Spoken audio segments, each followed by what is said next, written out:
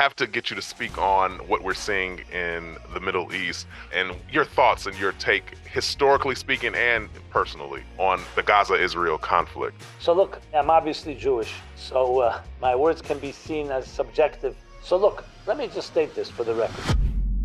Hey guys, welcome to the show. Listen, today we have a very special guest with us. He is a best-selling author, the author of Toward a Meaningful Life, and he heads up the Meaningful Life Center in Brooklyn, New York, which bridges the secular and spiritual through live and online programming. He is a pioneering speaker, educator, and mentor to thousands, a scholar, and one of the most sought-after speakers in the Jewish world today. Please help me welcome Rabbi Simon Jacobson. Rabbi Simon, how are things in your world? First of all, thank you. A great honor to be with you and your audience. What shall I say? I mean, life is complex, but in my own personal life, I'm blessed and I feel blessed, and I always offer gratitude wherever I can for the gifts of life and the opportunities that we have to make this world a better place. Absolutely. And that's one of the things that I want to do here for our audience, help give them the tools not only to make this world a better place, but to improve their lives so that they are able and willing to make this world a better place. Let's start with this concept that you birthed called a personal mission statement. And while we've heard mission statements as it pertains to business and entrepreneurial ventures, you are keen on teaching that we need to have a personal mission statement for our life. Talk to us about that philosophy. Absolutely. Look, you mentioned business. There's no business on earth, no organization, no entity, no institution that can exist without a mission statement. And a mission statement is unique, short, and measurable. If someone came to you and said, I'd like you to invest in my company, and you ask them, what's your mission statement? And you say, well, I don't really have one, or it's very long and complex, or I have several options. You laugh them out of your office. You won't, how could you exist without a mission? And yet, when it comes to our personal lives, if you ask somebody, what's your mission in life? Most people don't really have an answer. Some giggle. Some people say to be happy, to make money, to have a healthy family. Those are all wonderful things, but they don't qualify as a mission. A mission means how you use your unique skills in some way to serve, in some way to illuminate and warm the corner of the world in which you are in. And I'm not blaming anyone. It's just that in school and in our homes, we're not really taught to think. We think more like our lives are more driven by survival-centric life instead of mission-centric. The idea that you wake up in the morning, you have a new day, you have new opportunities, some way to spiritualize, some way to transcend your just survival and existential life is something that is critical. I find that if one doesn't have that, often other problems will crop up. And it's probably the most preemptive and preventive medicine you can have is to know that you're driven with a sense of urgency to fulfill a particular calling in life. That's why you find, for example, soldiers in the military, people who are focused and are very clearly know this is what I need to achieve. They have a certain type of crystallized view on life. And it's sorely lacking, especially in our comfortable, in our comfort zones of our comfortable, prosperous, and successful lives. I know people have a lot of challenges, but if you were to begin anywhere, find yourself your calling. What is your calling? So good, so good. You talked about that survival-centric life, and obviously here in the Western world, it's kind of become a theme, especially in the last 5 years. Talk to us about what that looks like. How does one identify whether they're only surviving or if there are, let's say, maybe thriving as it pertains to a mission? What is that? I guess that survival. How do those characteristics show up? Yeah, great question. I mean, there are a few ways you can easily see it. Look at your average day. What are your goals for today? Most people will say, I go to work, try to do my job successfully, maybe meet some friends, maybe family, maybe personal obligations, go shopping. If your answer is anything like that, it's most likely survival. When I say survival, by the way, does not mean that you can't be successful. You can be surviving and be very wealthy too. But surviving means there's short-term goals. It's more of immediate. You're responding to things. That's yet another thing, being reactive.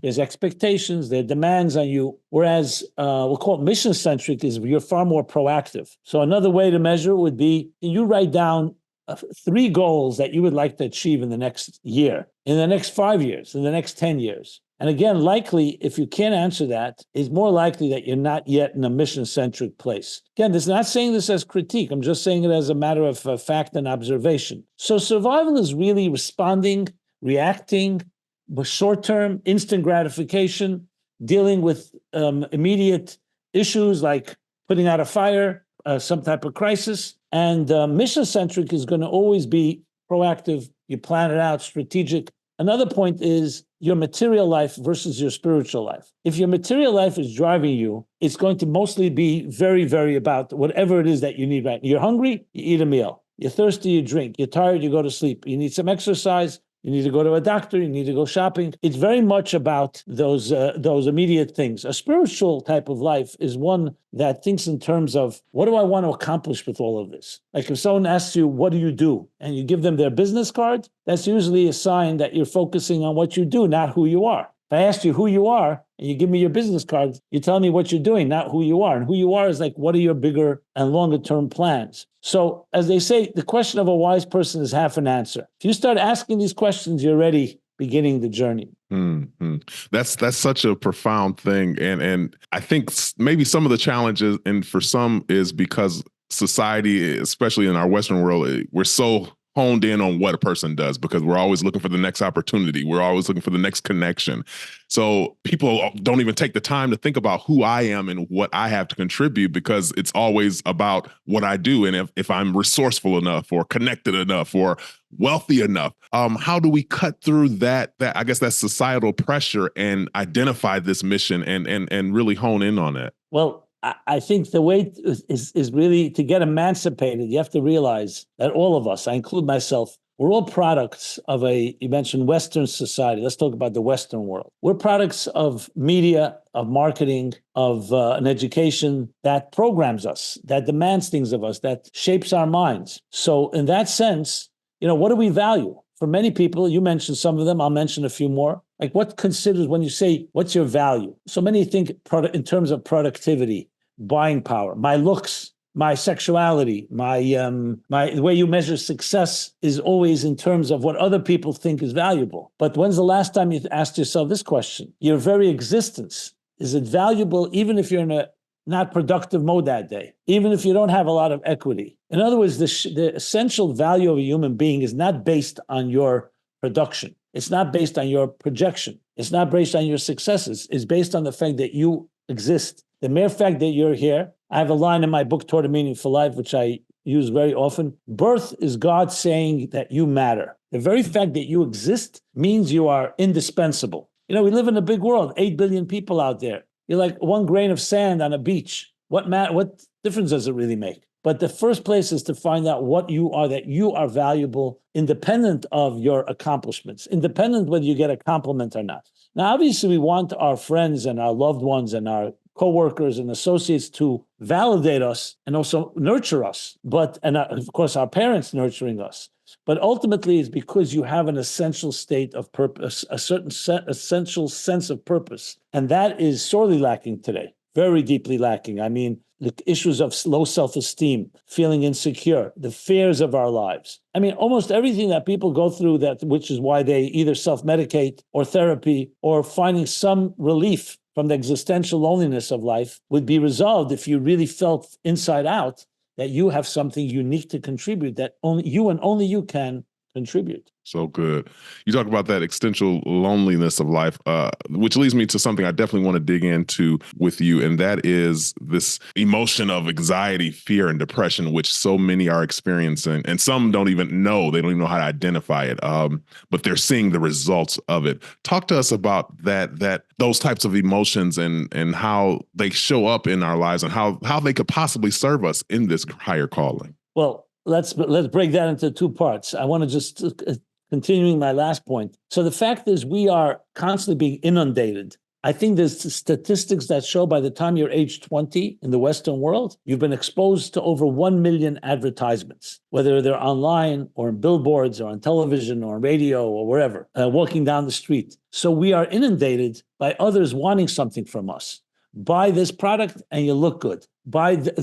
Travel to this place and you feel good. That you're not complete until you purchase something. Very commoditized and very, let's put it this way, it's a marketing-oriented life. And how could that not lead to anxiety at some point? Because you can't have it all. And you feel my friends have more than I do. They're driving a better car, smoking a better cigar, traveling more. So there becomes this like almost competitiveness of trying to achieve something that you can never fully be complete with. And the hungrier you get, the more you feed yourself, the hungrier you get. And it's a constant, so we say, it's a constant inundation, as I mentioned, that creates a hunger that never goes away. Whereas the way to resolve anxiety is to find something that really is meaningful to you. You find someone you love. You volunteer for a project that is helping, let's say, special children. What happens when those things come your way? You feel you don't have to buy something,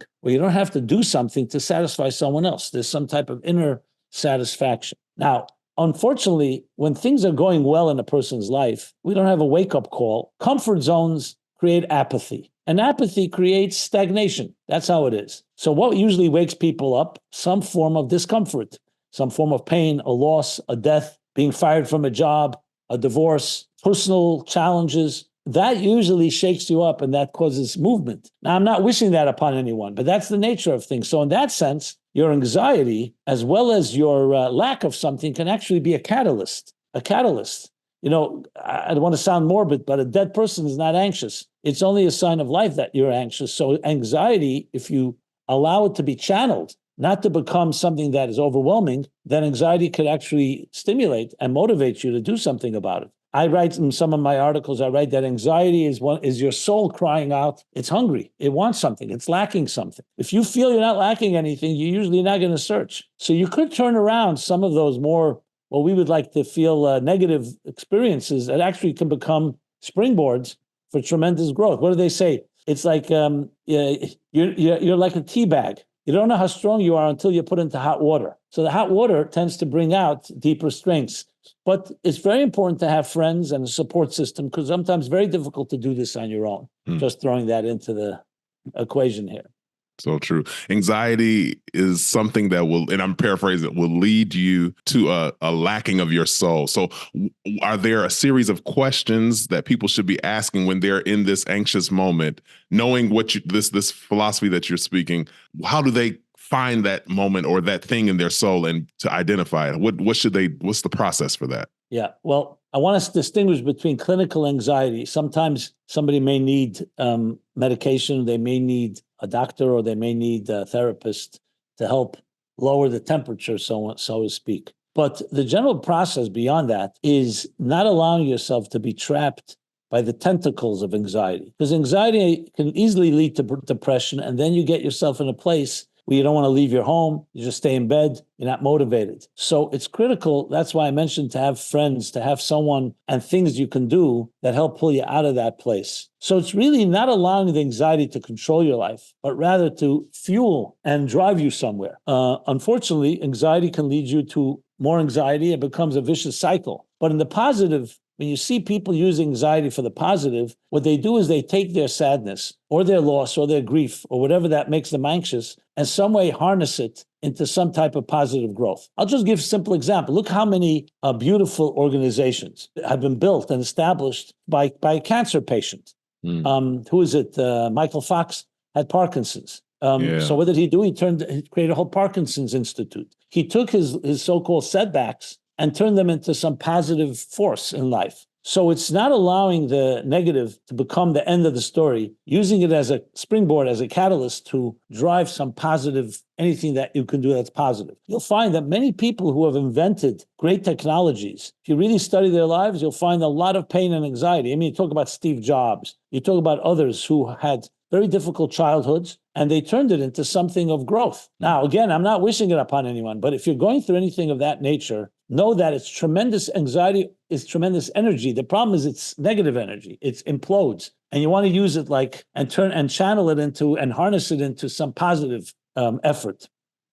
How much of our, I guess, spiritual development is dependent upon that process? Look, I mentioned earlier that comfort zones are not very good for growth. You see in life, for example, how does a seed become a tree? It needs to deteriorate and rot. It has to change form. In other words, every metamorphosis in life, growth, is going to come through some discomfort. Discomfort of adolescence, the discomfort of pain, of birth pains in order to give birth to a beautiful child. Creativity is often a child of frustration. And the more the creativity, the more the frustration precedes it. So it's understanding that comfort zones are not really, as I said, conducive for growth. So there's an expression, the mystics like to put it this way, that anything to really get anywhere great, you need to go through a vacuum, a void. So there's a state of being. That state of being has to go through some type of like shedding a layer of skin in order to assume a new layer of skin. And it's the discomfort that we don't like, and no one does. But it's a necessary, the egg has to crack for the chick to emerge. And I'm using a lot of metaphors and examples, but it's everywhere in life. And unfortunately, when you live in a very comfortable life and you don't have to fight for your values and fight for your freedoms, it's easy to become a couch potato and just live vicariously through other people's challenges, through soap operas, through sports, and so on. And so it's critical to see yourself and say, do you want to stay in that comfort zone? Or do you need a kick in the butt, so to speak, to get yourself out of it? And sometimes you need to invite that into your life. Mm-hmm. Wow, so good. How would an individual who's maybe, I guess, a bystander in this situation, so they're not dealing with the depression or anxiety, but they have a loved one who is there something they can do or a role they can play to help support? Obviously, that person has to make the decision, but how can we as the community support them in that? Yeah. Well, if you have a friend or family member or part of your community, don't underestimate, number one, caring about them, just showing care, even a phone call or seeing them. There's something that we give each other when we comfort each other. People don't realize the strength of that because it somewhat builds confidence. I look at people, for example, God forbid, someone's lying in a hospital and they have no visitors and no guests and no gifts. And the same person lying right across them, but has many visitors and guests. There's no question our immune system gets stronger with the support of others. It gives you the will to fight and it strengthens you. So number one is simply be there for someone else. Secondly, I would say try to find a hobby that they like. Some people who may be depressed or down like music. They like writing. They like taking a walk in nature and encourage them, maybe go for a walk with them. Because one of the ways to counter the negative is not just to fight darkness, is to bring light into the picture. And one of the ways is to bring something that you're good at. I always ask people who are down, I say, is there something you really like? So I remember one person telling me, yes, I used to love to go out into the forest and look at trees and see what age they were. So I said, why don't you do that? Oh, that's a good idea, but I'm too down. So I suggested that they find a friend and someone went with them. Some people like sports. Maybe it's good to go play tennis with someone, go for a run. But again, doing it yourself is difficult because, as they say, the expression is when a person is trapped in the pit, it's very hard to pull yourself out of it. You need someone to throw you a life raft. So finding good support system is very vital. And those that are of us that can be that support, to constantly encourage. Now, you don't want to obviously force anyone to do anything. So if someone's not in the mood, they may not want to go to a party or go elsewhere. So you find some way. You don't give up. You always look for something that will give them a smile on their face. And remember, you don't have to win the whole war. You need to just small steps. If you can get someone who's depressed to feel one thing they did that day made them feel better and they went to sleep a little happier, you're already going in the right direction. It's not all or nothing. And these are some thoughts and suggestions that each of us can do to help others in that space. That's so good. You have a presentation or teaching that you do that's entitled Unclutter Your Soul, Things to Get Out of Your Life. Let's talk about the cluttered soul. And obviously, anxiety, depression, those things may be results of it. But many of us are probably cluttered in our soul and don't know it. Talk about this teaching and what this cluttered soul is.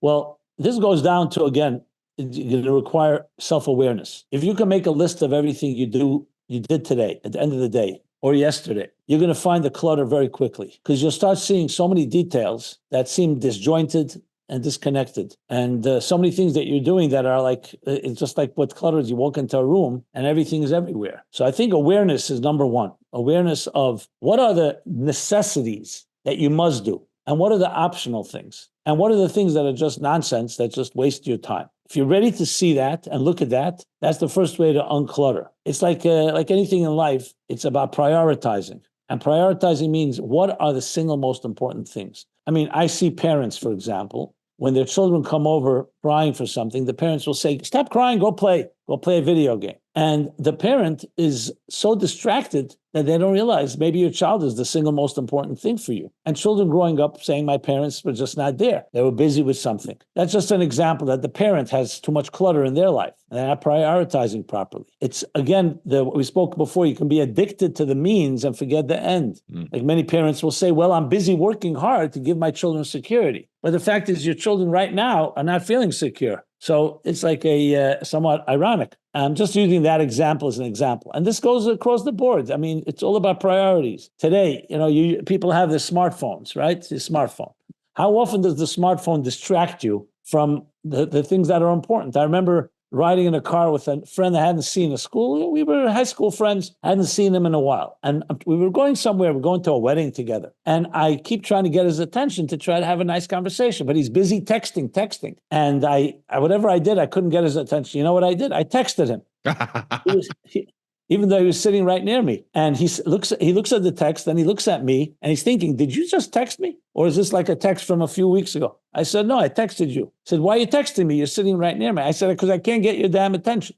And he said, okay, wait online. I have a lot of other people coming first. That's an example of distortions that happen that we are not, this is called clutter. It's about a lot of clutter. The way to unclutter is you have to prioritize. What are the single most important things that are literally non-optional necessities? You'll see people try doing that. They always find themselves frustrated because they start saying, what is most important to me? Is it my loved one? Is it my health? What is it? And you'll usually discover the clutter quite quickly. Another thing you got to keep in mind, when you have a cluttered life, you don't notice it. It's like a person who lives in a mess. They don't notice it till someone comes into your room and says, what a mess. And they don't even realize. They say, it's not a mess. Everything seems to, no, you've gotten so used to it that you don't even realize that you have so much turbulence. And finally, I would say create space. Sometimes just slow down and shut down all the extracurricular sounds and sights and just be alone with yourself. There's so much noise going on. And I don't mean noise always physical noise. It's all kinds of noise, distractions and so on. I mentioned technology. Technology is supposed to free us, but often it enslaves us. All that creates tremendous amount of clutter. How many photos and how many texts do you have on your phone right now? I don't mean you. I mean, I'm saying this to your audience, that is just all over the place and nothing is concluded. So, the joke they say that if a cluttered desk is a sign of a cluttered mind, what is an empty desk a sign of? Wow. But you know what? An empty desk sometimes means you're focusing on one thing at a time. Yeah, in reference to the desk, I'm just thinking, because I did this recently where I just said, I looked around space in my home and I said, I got to get rid of some stuff. And some stuff I thought was useful or I might need in the future. And I was like, I just want some clear, like you said, space, creating space. And after getting rid of and throwing away some stuff, it was just a joy to walk into the space and just see space, open area where it's not something here, something there, a bunch of stuff stacked there. So I think, and I wonder if you agree, does even creating an environment physically help us declutter mentally or psychologically? I think so. Yes, physical space is very important. When you're sitting in a room where everything is all over the place, it's very disturbing and disconcerting.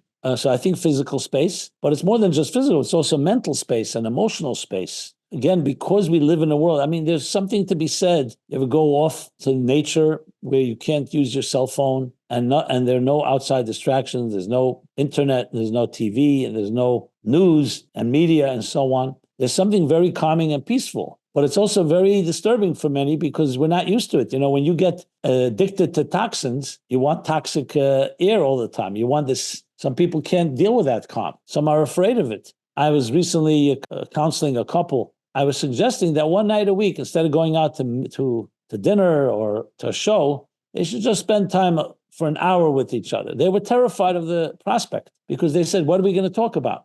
So I said, two people love each other, married to each other. You can't find something to talk about. So they had all these crutches and all these outside things that they were relying on to keep them stimulated. And that's unfortunate. Today we have all those options. That type of the simple life, as they call it, the simplistic life, is very rare. I am not suggesting anyone should just drop everything because it's not easy to make that change. But you need to have one day a week or 1 hour a day to create that type of empty space. What I often suggest that before you go to sleep, instead of having the TV on, or a newspaper on your nose, or your phone, just to say a prayer or read something spiritual, something calm, listen to some nice, gentle music. Just get yourself out of the clutter we talk about, out of the turbulence of the day into a calmer place. Guaranteed your sleep will be calmer. And then when you wake up, I always suggest people should wake up with a feeling of gratitude. Short one-line chant or prayer or meditation called Modani. It means, thank you for returning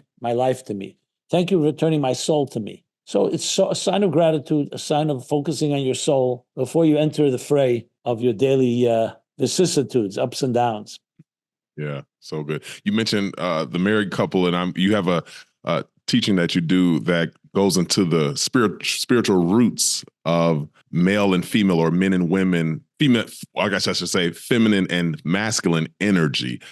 Give us a glimpse into that presentation. What do you unveil in that? Well, each one of us, male or female, has both masculine and feminine energy. So it's not mutually exclusive. Yes, there could be, some people have more strong feminine tendencies, others have masculine, but these are two necessary components in life. And I'll define them in an archetypal way. I don't mean now in any individual, because there's some men that are very feminine. There's some women that are very masculine. So it's more of an archetype. It's more of a disposition. So the difference is the two energies are, one is more intimate internal energy, I call it, and the other is more external expression energy, expressive energy. Just to give a simple example, when you're communicating with someone, you're interacting with them, whatever it may be, that's more of a masculine type of energy. When you're with yourself and thinking, what do I feel? That's more of an intimate internal energy. Now, it's not just extrovert, introvert. It's just really two forms. And we really need both to be complete. A person who's just always interacting, he's always out there, always the social butterfly, and never has some type of intimate internal experience, it's not complete. And the other way as well. We need both. So even though many people don't identify that necessarily with a woman and a man, but conceptually, the way the mystics put it, it's two forms of energy, and both are extremely necessary. Now, the intimate energy is one that's less appreciated in our world. Today, if you're not a go-getter, you don't fight for it. If you don't do it, if you don't take care of yourself, no one's going to take care of you, is a very masculine way of, let's call it the hunter, the warrior, the aggressive one. And many women feel they have to follow the men in that direction. But there's another part to us, which is not a warrior, which is a very gentle soul, a very gentle, nurturing and nurtured soul that needs love. Love is very different than aggression. So the truth is, in our world, you need both, because we do live in a hostile world. You need to tame the elements and you need to protect yourself. But you cannot become, even if you have to fight some battles, don't become a warrior. There's also that other side of you that's far more soulful. So therefore, I would say something like soul and body, or spiritual and material, both are needed. And one is more masculine in the sense, the ego, the drive. One is more feminine, it's more the internal. And look at love. For men, love is a verb, an action. For women, love is a noun, a state of being. And which one is right? You need both. You need the experience, but you also need the state of being. And man love means I'm making love. And for a woman, love is not just making love, it's being love. It's the state of being of love. And I think in our world, there's a lot more focus on the verb, on the actions. We do this technique, this method. And there's something sometimes just about, forget about method, just be yourself and be there. And like a fish in water, it doesn't need always a particular act or expression. It's sometimes just silence can be just as powerful, if not more powerful than words. You talked about that verb versus noun for the male and female. And I heard you tell a story about, I guess, a couple where the husband came home and she asked, how was your day? And he said, good, one word answer. But then they go to dinner and he's ranting and raving about everything with their other couple friend. And she's just upset, getting pissed by the moment. I guess, how do we, make sense of that in our relationships when it comes to he not thinking, my one word answer is, I thought it was good enough. It was a good day. But then going out and saying, having all these details and all of these descriptions as it pertains to what happened and what he's doing. How do we make sense of that? And I guess come to a common ground in romantic relationship? Well, just to give credit where credit is due, Deborah Tanning, I took that from some of her works about how men and women converse with each other. Very good stuff. So essentially, her point that she makes is that men as children, boys bond through doing things together, sports, games, going places, and women bond as little girls by speaking to each other. So for a man, going out to dinner with his wife That's enough. He doesn't have to speak. For a woman, speaking is not about, I'm asking you your advice or consulting with you. I just want to speak to you because I love you and I want to share my day with you. And therefore, men and women, they communicate differently. Men's language is more actions, and a woman's language is more connecting and communicating. So I a firm believer that we need both, and we can learn from each other. Men tend to be more action-based, okay, in that sense. And so I don't have to speak. So he tells his wife, my day was good, that's all. And when it comes to his friends, that's where he suddenly comes alive. With his wife, he went out to dinner. He doesn't need to speak. For a woman, speaking is not about, I'm getting your advice. It's, I want to speak with you. Why don't you just tell me about your day? Not because you have to tell it to me or because you want my advice, because you're just sharing. So I think it's really about understanding both things. And again, in this world that we live in, because of its heavy focus on materialistic success and aggression, is like a male-dominated society, and women are unfortunately forced to play by those rules. Where some people say if women ran the world, there'd be no wars.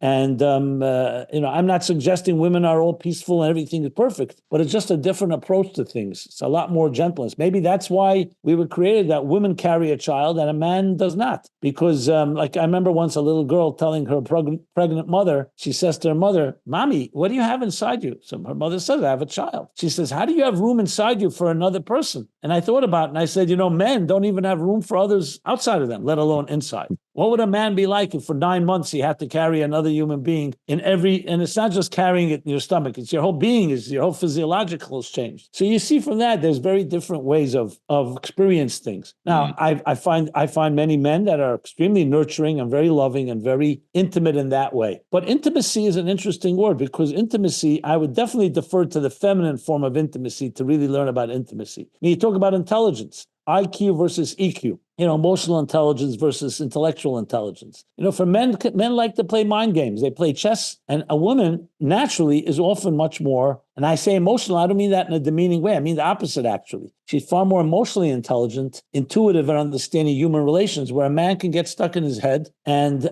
his emotions are very immature, frankly. So good.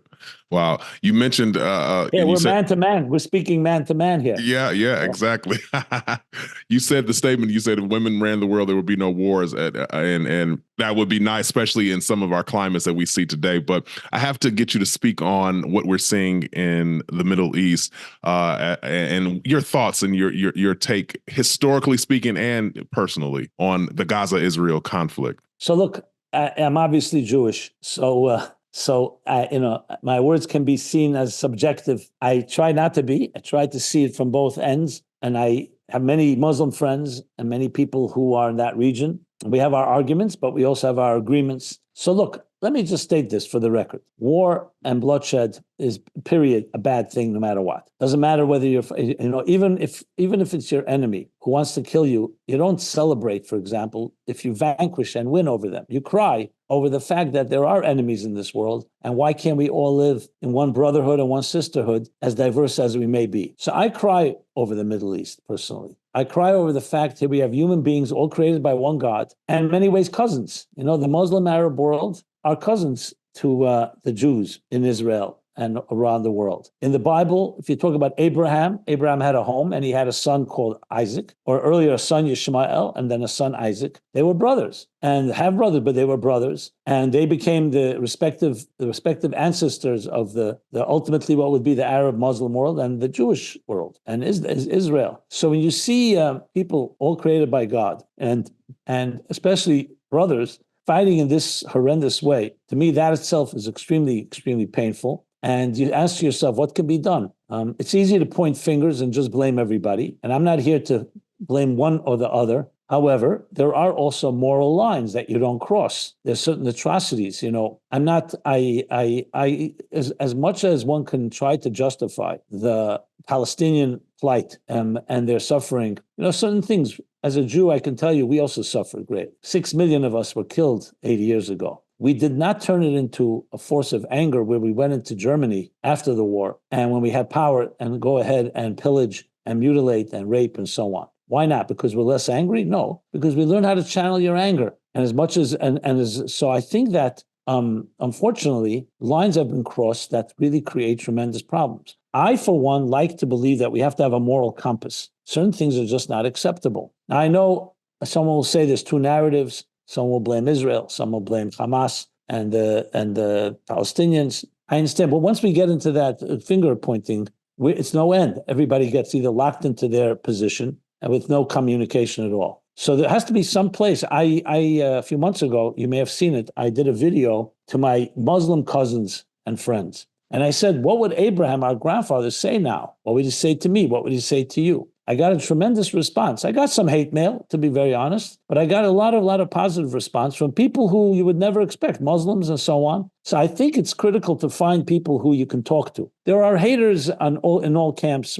Forget about it. There's almost no way to have a conversation. So you have to choose your battles. I see this as a wake-up call for all of us. Yourself, myself, everyone out there. Where do you stand? What are your values like? It should not become politicized and polarized. Anyone that starts demonizing anyone, that's a bad sign. We have to look for that common ground and realize that we're all created in the divine image and we're expected to live up to it. And even if you fundamentally disagree with someone, there are ways how you deal with that. It shouldn't be done through violence or through war, and definitely not through atrocities that were perpetrated, and really do what you have to do. Now, I'm specifically not commenting on the actual war and military strategies. I'm happy to hear about the hostages that were freed and released and I wish all the hostages will be released and we can come back to a place of understanding. But the problem is there are haters that I don't see any room of negotiation with someone that calls for your annihilation. I don't know what to do with that. It's like a non-starter. You mentioned the video. What would Abraham say? I'm curious for our audience that may have not seen it. What would he say about this situation? Well, I think he would cry over his children, that's for sure. But it's interesting. Abraham dealt with it. He dealt, for example, with infidels. There's a city of Sodom, the biblical city that God wants to destroy, and Abraham prays for them. So I always use that. I say to anyone that says, I need to destroy my enemy, I say, why not pray for them? Your grandfather Abraham prayed for them. He did things that were kindness and generosity. Where does this violence come from? Abraham was a man of peace, and he had strong opinions. He had very strong opinions about God, about morality, about kindness. And so that, to me, was the main thing, is to try to reintroduce the Abrahamic vision and Abrahamic expectations. So I don't really understand at all it's one thing people go to war for their own personal interests, but if you're claiming you're fighting in the name of God or the name of Allah or in the name of a higher purpose, where did God say that one should go to war and do things that are so painful to others? The Nazis, for example, they didn't claim they were speaking in the name of God. They actually denied. They were speaking in the name of their Aryan version, their obscene version of life, where anyone that was not them deserved to be either destroyed or enslaved. So that's one thing. But if you're speaking in the name of God, the name of Abraham, you need to follow those guidelines. So that was my main gist. Yeah, we're truly praying for everyone in that issue. I have to bring it a little home as we deal with this political year and what we're seeing here. How I guess, what are your thoughts on this run? And obviously, you don't have to declare who you're I guess vouching or voting for, but overall, what is this political climate telling us about what is happening with us as a society? It's sad commentary. What should I say? First of all, regardless who you are for or against, there are people who love Trump, people who hate Trump, people who are for Biden, people against Biden. Why there cannot be a conversation where people don't get into character assassination and personalization or canceling the other? To me, I cannot understand. Because to me, I can have a conversation with you. We may have very different opinions on matters. I mean, nothing came out today, but I still see you as a human being. I see you, not only that, you have the right and the legitimacy and the dignity to share your thoughts. And I may disagree with you and we can discuss it, but that it spills over into this personalization is, to me, it's what I feel is like we've turned into gladiators who want blood. I think the media is entertainment. And I have a very negative view of how people are exploiting the situation for their own gain. If there's no entertainment. I was told by a major media entity who wanted to interview me with someone else, two opinions, and they said, unless you're ready to yell at the other person and call them a name, they don't want me on TV because people are looking for blood. Come on. That's where we're at. So it's like a gladiator type of situation where people like wrestling. So I find that to be the lowest common denominator that we're gravitating to. So taking it back to the political arena, I always say, I remember a few years ago, I gave a big talk. It was a big audience, and half the audience were pro-Trump, half were anti-Trump. And I said, how do you think I'm going to get out of this conversation, this talk today, without alienating at least half of you? Because you can't do both, you know. And I was able to actually not alienate anyone because I said, I am pro-God. I don't care about Trump or Biden. I care about what God wants. He wants us to live in peace. He wants us to understand each other. He wants us to use our diversity to become more united. You know, we say e pluribus unum is on our currency. What does it mean? From the many, one, that there are many, and we're not silencing anyone. So from my point of view, it's not about one or the other. I don't see them. They're just characters in the game. I see it as what are our higher values. The founding fathers wrote into the Constitution, and I like to use the word, all people are created equal. Okay? And that means everyone, black and white, Jew, Christian, Hindu, Muslim, atheist, agnostic, whatever, the whole list. All are created equal. All have inalienable rights endowed to us by our Creator. That, to me, is the foundation of everything else. Now, you may have different political views. Fine, let's argue it out. So let's discuss it. We have a government. We have three branches. We have the executive, the legislative, and the judicial, and let's work it out. And to me, that's the key focus of everything. Are there things about Trump I dislike? Yes, absolutely. Are there things that I think he can be refreshing? Yeah, he sometimes could be his own worst enemy. Biden, good man. Is he aging, and does he have issues with that? That's a problem. But the problem I see here is that the polarization is destroying us. We can't, everything is, you know, you're either in this corner or in that corner. Why can't we be a little more gray? Not everything's so black and white, you know? So I find that the polarization of it all is really most disturbing to me. And it's turning into cowboys and Indians. I know people who love the Boston Red Sox and people who hate them. People who love the Yankees and they hate the Red Sox. People who love the Red Sox and hate the Yankees. Why it should be love and hate, I don't really fully understand. But I guess it's part of getting people's, emotions stimulated to pay money to support one side or the other. That part I'm very cynical of. The bigger picture is I'm bullish on America, and I think that the United States principles in the Constitution and the Declaration of Independence will outlive all of these people. And if they merit, maybe they'll do a service to us all. And if they don't, we'll outlive them and then we'll move on. That's my general attitude. Yeah. You said you're pro-God, and I love that statement. And I kind of want to see if I'm interpreting it correctly, because I look at the pro-God, and I agree with you, the pro-God as just being pro-love, because that's what God is. Many look at it as the doctrines, which can vary so much depending on where you're from, you know, or what religious background you have. Would you say that the common thread that we need to incorporate as it pertains to this, just our society in general, is love? And how do we, I guess, express that in our everyday life? Well, when I say pro-God, I just want to make it clear.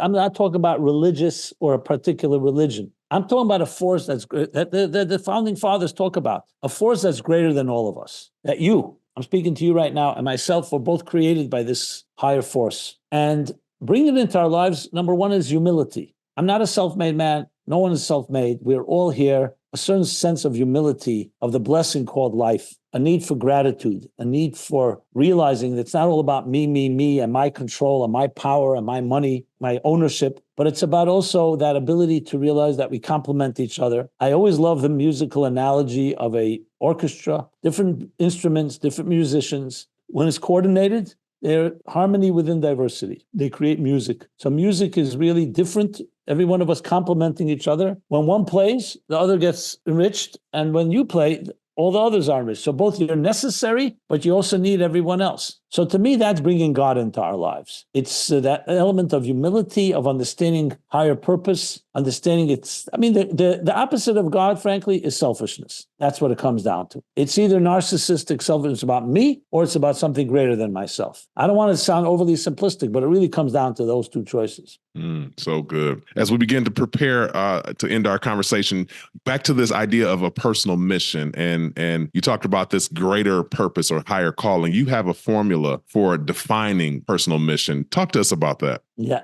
So I created a formula. It's called POP plus P plus H equals M. I'll spell it out. So the POP stands for, when you look at your personality, P. O is for opportunities. The second P is for people. And the final P is places. So if you look at your personality, the opportunities that have come your way, the people you know, the places you've been to, and you add to that another P, your passion. And then H is for higher calling, meaning something greater than yourself. Helping others, volunteering, it could be in any field. Equals M, you'll find your mission. So in other words, your mission is a combination of your skills, talents, and your unique opportunities, plus your passion, plus something greater than yourself. That's your calling and mission in this world. And I've used it, and people have really been able to definitely begin, and some have actually defined their mission. I'll just use myself as an example. When I was a teenager, I came to realize I had communication skills, writing, and so on. And ultimately, that's what it evolved into my mission till this very day, and it's 60 years ago. That my mission is to use my writing and communication skills and my human interactions to try to help people find their mission, to find their soul, to find their calling. And that's what I do. That drives everything I do. So my mission is a combination of my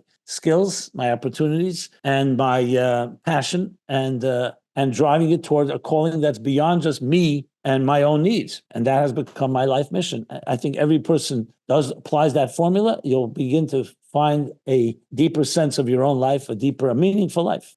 So good. And your mission is obviously demonstrated through your book, Toward a Meaningful Life, and the organization that you head up. Talk to us about this organization and the things that you offer in your community. Yeah. So our website is meaningfullife.com, where you can find a wide array of materials, both video, text, audio, and for different audiences, different topics. I really cover the entire spectrum of life and try to help you find whatever area of life you're dealing with, whether it's positive things, whether it's challenging things, whether it's joy or pain, and try to find deeper meaning in it all and come away with a deeper sense of purpose. And we offer a lot of material. Most of it is free. There is some paid stuff, but most of it is free. You could subscribe to anything. We have a very robust YouTube channel, also Meaningful Life Center, Simon Jacobson, where we offer videos on an ongoing basis. And I invite you to check it out. Yes. And if you like what you see, you can subscribe and you can participate. And I always like to put it that way. This is a joint effort. We are all partners in this exercise called life. Yeah. For sure. As we prepare to get out of here, Rabbi, give us a word of wisdom as it pertains to just life in general, whether people are dealing with fear, anxiety, depression, or looking at the state of our world and not being able to find meaning and purpose. Give us a little wisdom that we can take away. The difference between a good swimmer and a bad swimmer, or an average swimmer, is not the fact that a good swimmer will never have any storms to face. They both set out swimming in, let's say, into some unknown waters. And then a storm comes. So the bad swimmer will fight the storm and not know how to navigate and ultimately get exhausted, and who knows what can happen. A good swimmer will navigate, will learn maybe it's time not to fight the tide. So the key to life is to navigate life. Life is with many ups and downs. You cannot fight the times when there's a down moment. You have to learn to navigate through it. And like a turning wheel, it will go through many, many cycles and stages. To look at the big picture, the narrative, just like a movie, don't get stuck in one frame. The movie continues on. So the key is to learn tools to navigate. In other words, we don't control the circumstances of our lives, but we control what we're going to do about them. We were hit with COVID a few years ago. Today, we live in a world with wars and upheavals and uncertainties. Some things we cannot control, but we can control our attitude. And our attitude has to be one that we have all the strength we need to navigate through it. You have that strength, and that strength is born into you. You just have to access it. I'll use Michelangelo's great line when he was asked, how do you sculpt those beautiful angels in the marble? And he answered, I saw the angels trapped in the marble, and I carved and set them free. You have an angel and a flower and music within you, but sometimes it gets trapped in the marble or in concrete or in other materials, and you have to carve away. It's all there within you. Find good friends, find spiritual exercises that can help release that angel within you, and you can shine. And finally, Oliver Wendell Holmes has this, I call, very tragic poem. It's called The Voiceless. And he begins, alas, to those that die with their song still inside them. Alas, to those that die with their song still inside them. You have a song inside you to sing. You need to build the courage and the strength to sing your song. Your song is not my song. Sing your song. You were born an original. Don't become a copy. So good. Rabbi, I appreciate you taking the time to join me. Listen, everyone, check out Simon Jacobson on YouTube, and please check out the Meaningful Life Center. You will not regret it. Rabbi, I appreciate you taking the time, and I wish you all the best in this day and rest of this week. Thank you, and thank you for the great work you're doing. It's a perfect example. You're using your skills, your opportunities to reach through the airwaves many people, and may you continue to inspire and empower people all the time. Thank you so much. Have an awesome day, sir. Thank you. Thank you. Hey guys, thank you for joining me for my conversation with Rabbi Simon Jacobson. Listen, if that has helped you in any way, be sure to like, share, and subscribe. And I'll see you back here same time, same place next week. Take care.